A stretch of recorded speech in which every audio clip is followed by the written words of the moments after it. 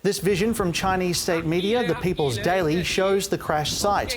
Local media reports the Boeing 737, operated by Chinese Eastern Airlines, went down in Guangxi province. Well, let's get the latest now with our East Asia correspondent Bill Birtles out of Taipei. Bill, what can you tell us?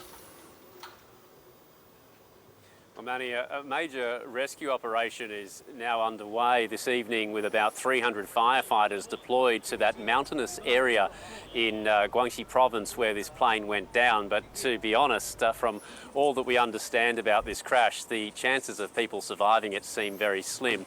This was a China Eastern's Boeing 737-800. It is the most common passenger jet in China, flying from the southwestern city of Kunming to the metropolis of Guangzhou. Now, the plane was in mid-flight at around 30,000 feet when, according to some reports and some flight radar data, it dropped very rapidly from the sky, crashing into that mountainous area, triggering a forest fire at the scene.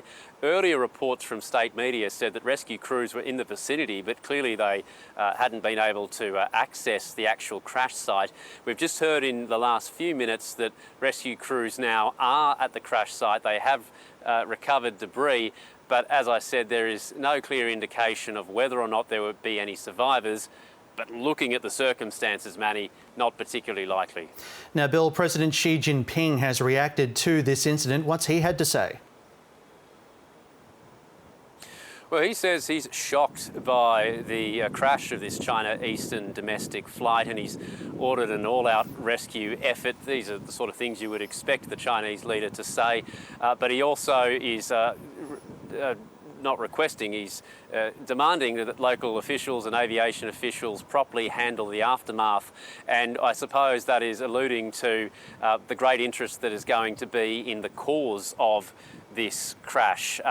We know that Boeing, with its 787 or 737 MAX jets, had some problems previously in other countries. Now, this is a 737-800, so it doesn't appear to be the same issue, but it's the same company. There's going to be a lot of questions about that.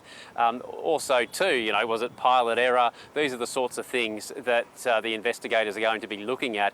And just given the circumstances, China hasn't had a crash for 11 years in its domestic aviation market.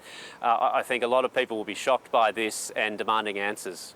Now, you mentioned the last time that they saw something like this was about 11 years ago. How has China's aviation industry developed in the last few years? Well, to be honest, people are asking about the safety record, and yes, there was a domestic passenger plane crash 11 years ago in 2010 up in the northeast. Today's crash with 132 people on board, if indeed those people have died in this accident, then it would actually be the worst aviation disaster in China since 1992, when a slightly more full Boeing jet crashed also in Guangxi province. Now, yeah, this does seem like there have been, several fatal accidents over the years, but you have to understand, over the past decade, China's aviation market has absolutely ballooned. It's now either the biggest or the second largest in the world, with or after the US. COVID has obviously disrupted domestic flights in both countries. So the point is, there is now a huge number of passengers crisscrossing China on a daily basis. So yes, this is the second crash in 11 years, but I think up until today, there was a pretty widespread assumption that actually China's domestic aviation record these days is pretty good. Bill Birtles reporting there live from Taipei. Thank you.